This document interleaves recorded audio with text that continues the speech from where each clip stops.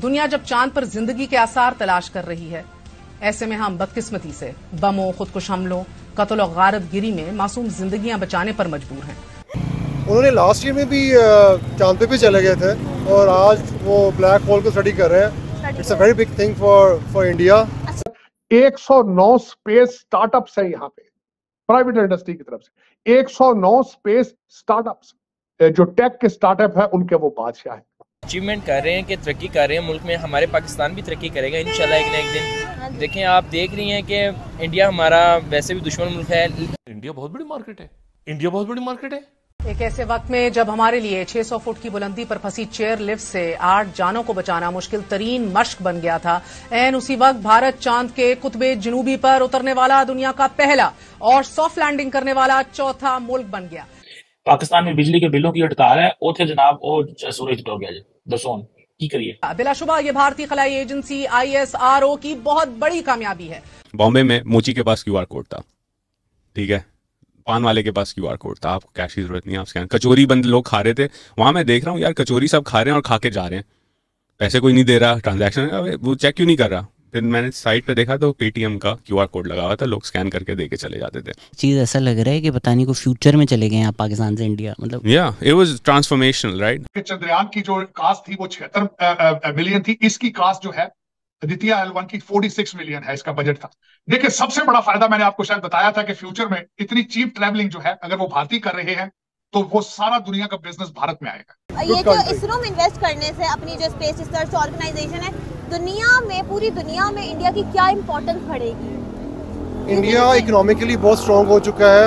अगर वो यहाँ भी आ जाता है, इस इंडस्ट्री को भी वो कटर कर जाता है, तो वो तो सुपर पावर है एशिया की। फिर तो इस एक शख्स की कहानी सुनने के बाद बेसाख्ता लबों पर आता है, सुनता जा शर्माता जा। दुनिया उस शख्स को नरेंद्र मोदी के नाम से जानती है। वो भारत जो कि हमारा मक्कार दुश्मन है, जिससे नफरत हमें घुट्टी में पिलाई गई है। हम आपको दिखाएंगे कि कैसे भारत ने हमें पीछे नहीं बल्कि बहुत पीछे छोड़ दिया। इंडिया अपनी रिसर्च, ये जो ऑर्गेनाइजेशन है स्पेस रिसर्च ऑर्गेनाइजेशन, उसमें इतना ज्यादा इन्वेस्ट क्यों कर रहा है? क्योंकि इंडिया को पता है कि क्या चीज़ इंपॉर्टेंट है क्या नहीं है। पता हमें भी है लेकिन हम करते नहीं है। बात हम कर रहे हैं जी ग़ज़वा हिंद के हवाले से। इकोनॉमी बहुत मेस्ड है, बहुत बुरे हालात है। हमें इंडिया को लेके चलना पड़ेगा वरना हमारे हालात बहुत बुरे हो जाएंगे। जय नमस्कार दोस्तों।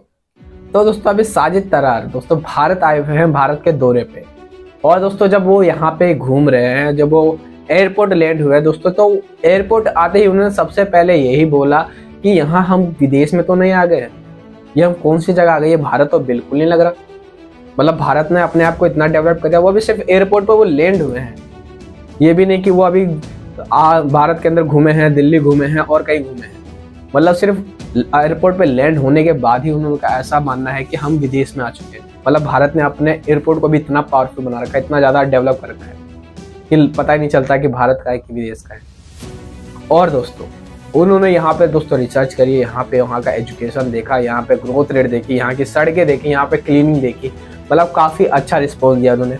और दोस्तों 109 स्टार्टअप है स्पेस के यहाँ पे, जो कि बहुत वर्ल्ड के अंदर नंबर 1 है, ये भी उन्होंने देखा। दोस्तों काफ़ी प्राउड वाली बात है हमारे लिए। और दोस्तों वही कंपैरिजन उन्होंने पाकिस्तान के साथ की। और दोस्तों उन्होंने बताया कि पाकिस्तान तो कितना ही ज़्यादा पीछे है और भारत एकदम फ्यूचर में जी रहा है। तो दोस्तों आइए देखते हैं पाकिस्तान मीडिया का इसके ऊपर क्या रिएक्शन है। लेकिन आदित्य L1 मिशन लॉन्च होते हुए पाकिस्तान का पूरा सरकार जो है वो उसी को ही देख रहा था कि यार जरा देखो ये भी फेक है, ये ओरिजिनल है। मुश्किल जगहों में हम ही तो जाते हैं, कौन जा पाएगा? पड़ोसी तो साला आटे की लाइन में नहीं खड़ा हो सकता। मैंने लिखा है इसरो जिंदाबाद। Oh great great great great great great, very nice very nice. Doctor साहब आप भारत में बैठे हुए हैं, आप पहले भी बड़ी दफा भारत आए हैं, और बताएं कि जब आप पहले भारत आते थे और अभी भारत आते हैं, कोई फर्क महसूस हुआ है भारत के अंदर तब्दीली इंफ्रास्ट्रक्चर के हवाले से? जो इकोनॉमिक एक लेंस से जो देख रहा हूँ तब्दीली, 10 साल पहले आया तो मैं उस वक्त भी एक चीज को आई विटनेस किया था कि एक कम्युनिकेशन का जाल बिछाया जा रहा था, हाईवेज का, नए एयरपोर्ट्स का। मैं इंदिरा गांधी एयरपोर्ट जब ऑलमोस्ट बिल्कुल नया खुला था, मैं तब भी आया था। I was amazed and surprised कि सच अ ब्यूटीफुल एयरपोर्ट।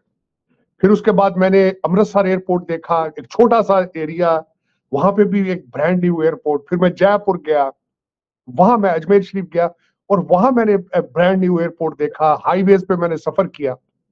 हमारे पाकिस्तान में तो सिर्फ एक मोटरवे है, वो भी कोरिया ने बनाई है, और एलिगेशन है कि उस डाओ से कमीशन लेकर हमारे प्राइम मिनिस्टर ने लंदन में फ्लैट ले लिए थे। लेकिन यहाँ पे तो उस तरह की बेबहा, कल मुझे किसी ने बताया है यहाँ से कि 4-4 ट्रैक की हाईवेज है, जो कि हजारों किलोमीटर का सफर जो है 4-4, 5-5 घंटे में हो रहा है। नो एग्जैजुरेशन। आप इस वक्त वाशिंगटन डीसी डलस एयरपोर्ट पे उतरे तो 2-2 घंटे, 2.5 घंटे की इमिग्रेशन की लाइन है। मैं और मेरे साथ जो 2 दूसरे दोस्त थे, अब बल्कि हम 2 थे इकट्ठे, दूसरे तो अलग फ्लाइटों पे आए हैं। हम जो 2 लोग थे, हम तकरीबन हमें 10 से 15 मिनट लगे हम एयरपोर्ट से लगेज लेके बाहर निकल चुके थे। और यहाँ पे हम बिल्कुल भारत के अंदर जो चीजें देख रहे हैं, मैं एक छोटी सी मिसाल जिस तरह देना चाहूंगा कि आज सुबह मैंने कुछ पढ़ रहा था आर्टिकल, तो मुझे पता चला 109 स्पेस स्टार्टअप्स है यहाँ पे प्राइवेट इंडस्ट्री की तरफ से, 109 स्पेस स्टार्टअप्स। फिर उसके बाद आप देख रहे हैं 1 लाख यहां से भारतीय सिटीजन इजराइल जा रहे हैं काम करने के लिए, वो फलस्तीनियों को रिप्लेस करेंगे। लेकिन उसके साथ दूसरी चीज क्या होगी, इजराइल क्या है, स्टार्टअप टेक, जो टेक के स्टार्टअप है उनके वो बादशाह है।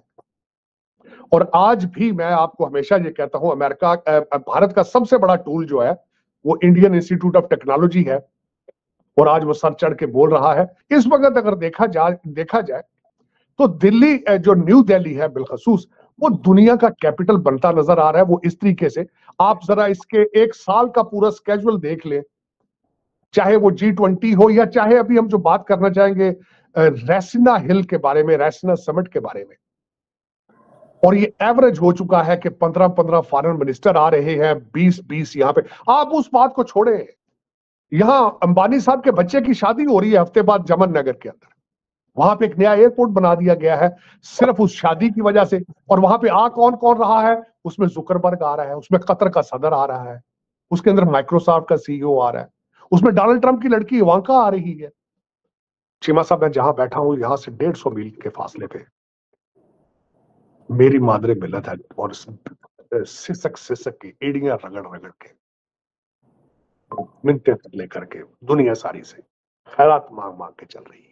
मैं जहां बैठा हूं ये भी चनकिया सिविलाइजेशन का ही एक हिस्सा है। ये भी अर्थशास्त्र को पढ़ के ही लोग यहां से भी आगे निकल रहे हैं। यहीं से लोग इंडियन इंस्टीट्यूट ऑफ टेक्नोलॉजी पढ़ के कभी वर्ल्ड बैंक चलाते हैं, कभी माइक्रोसॉफ्ट चला रहे हैं, कोई गूगल चला रहा है। आपसे साइकिल नहीं चल रहा है, ये दुनिया चला रहे हैं। मेरी समझ से बाहर है चीमा साहब। ट्रेनिंग होती थी, अब ब्रेन गेनिंग हो रही है कि लोग अमेरिका से, यूरोप से, कनाडा से वापस आ रहे हैं, भारतीय वापस आ रहे हैं, क्योंकि उनको वही पैकेजेस यहां मिल रहे हैं। स्टैंडर्ड ऑफ, पहले लोग भारत को छोड़ के जाते थे डेवलपिंग कंट्रीज को क्वालिटी ऑफ लाइफ के लिए, अब क्वालिटी ऑफ लाइफ भी बिल्कुल वैसा ही है। चौसा, सबसे पहले तो बात मैं ये बताना चाहूंगा कि चंद्रयान की जो कास्ट थी वो 76 मिलियन थी। इसकी कास्ट जो है द्वितीय L1 की 46 मिलियन है, इसका बजट था।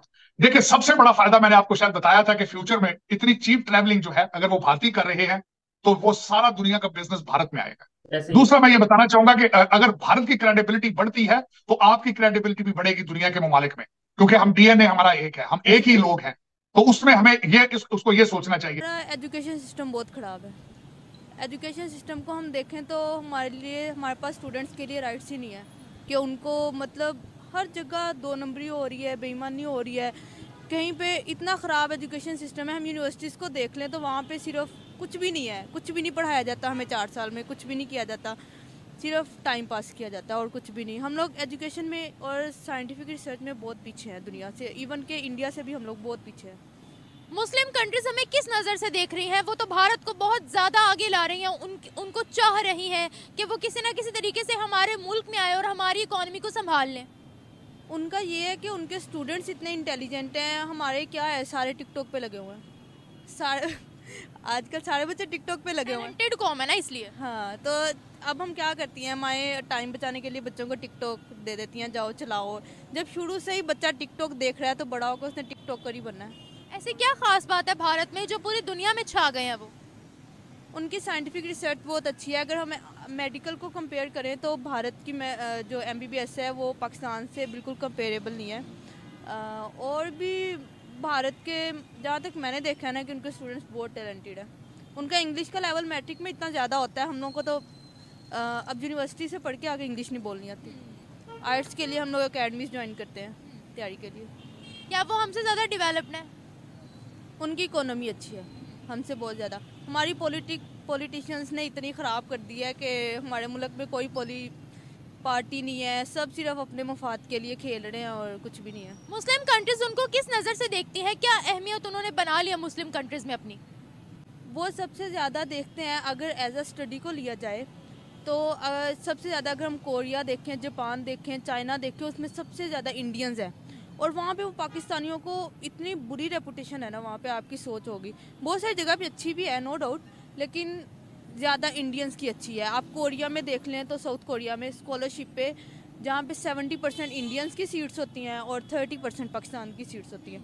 इंडियन वहाँ पे ज़्यादा फ्री एजुकेशन, अगर चाइना देख लें वहाँ भी फ्री एजुकेशन ज़्यादा इंडियंस ले रहे हैं। जापान देख लें वहाँ भी किसी यूनिवर्सिटी में कोई 1-2 पाकिस्तानी नज़र आएंगे। हम लोग बहुत पीछे हैं।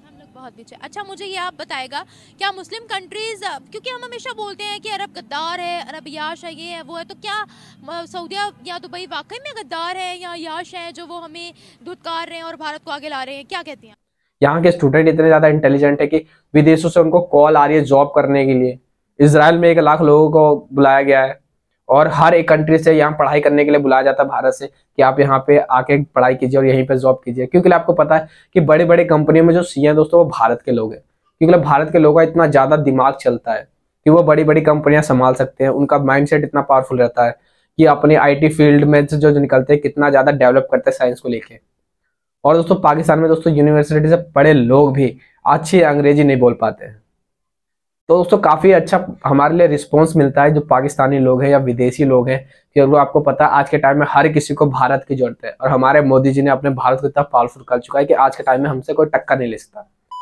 अगर दोस्तों आपको वीडियो अच्छी लगी हो तो प्लीज़ इसको लाइक कर देना, कमेंट जरूर करना, अपनी राय जरूर बताना कि क्या लगता है क्या होगा, और सब्सक्राइब कर लेना ऐसी न्यूज़ देखने के लिए। और दोस्तों 1 लाइक जरूर कर देना, क्योंकि यार वीडियो बहुत मेहनत से बनती है, बहुत ज़्यादा रिसर्च करके लाना पड़ता है, बहुत मेहनत लगती है। तो आपका 1 लाइक मेरा कॉन्फिडेंस बढ़ा देगा।